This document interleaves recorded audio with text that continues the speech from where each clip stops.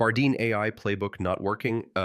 Yeah, that's super frustrating, especially when your automation just won't run. But don't worry, in this video, I'll show you how to fix it fast. All right, first, check the playbook trigger.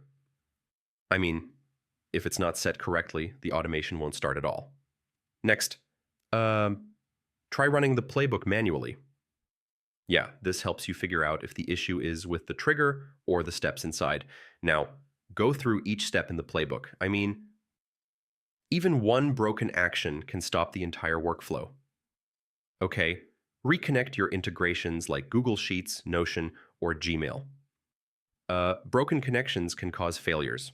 Next, make sure Bardeen has all required permissions. Yeah, missing access can block actions from running. Also, check your input data. I mean, incorrect or missing data can break the playbook. Now, update the Bardeen extension. Older versions can cause bugs or errors.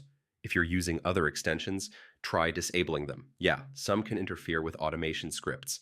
Finally, restart your browser. I mean, this refreshes everything and clears temporary issues. So yeah, that's how you fix Bardeen AI Playbook not working. One of these steps should get your automation running again.